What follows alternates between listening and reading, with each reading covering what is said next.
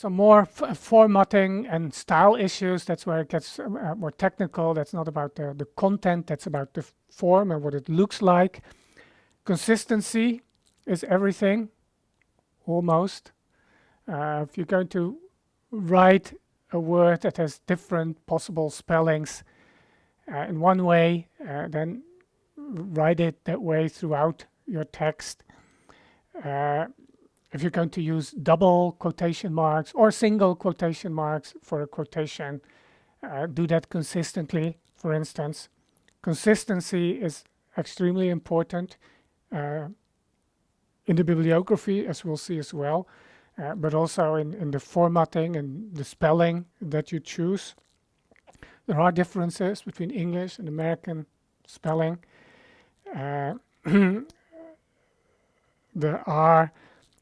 There is at times more than one way to spell a certain word. Organize those words that end on IZE or ISE. I normally Google it to find out what's right in a particular context. Words like, do I compare it with or do I compare it to?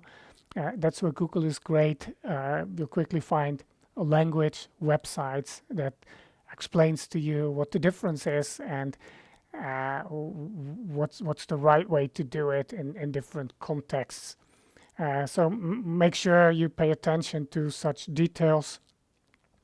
Normally, academic writing is presented double space form, with the exception of longer quotations that are printed separate and that are single space, often also with a smaller font.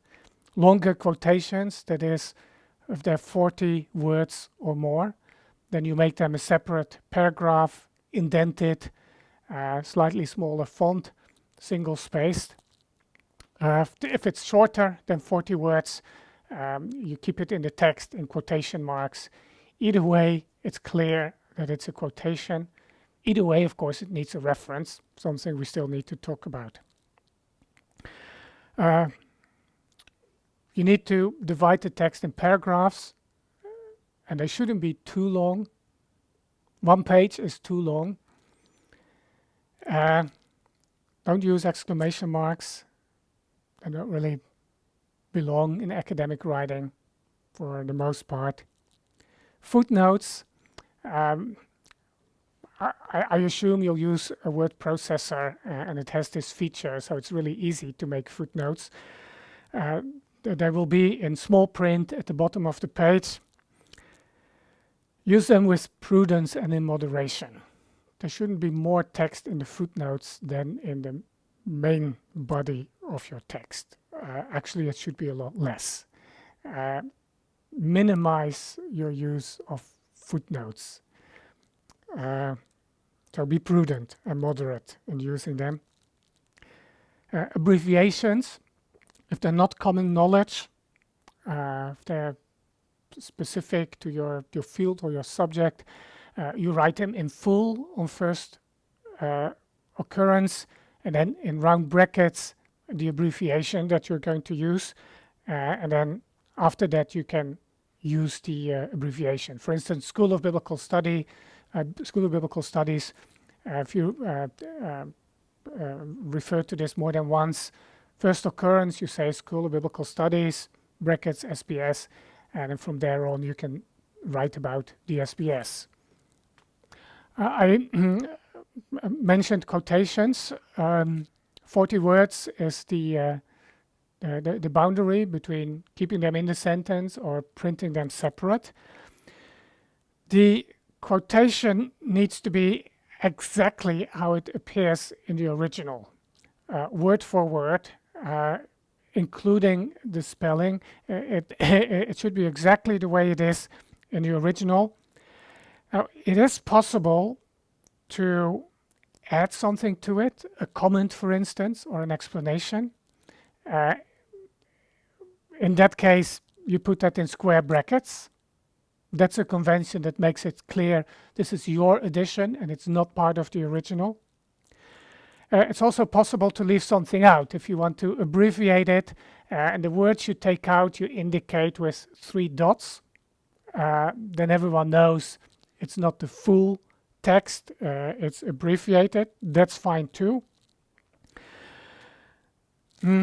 You may add emphasis by putting something in bold or printing it cursive. This too needs to be indicated. If there is such formatting in the quotation as you use it, you need to indicate, is this in your emphasis in the original, or is this emphasis added? Because the reader, in that case, the reader won't know. If there is any use of such formatting, you need to indicate whether it's yours or whether it's part of the original.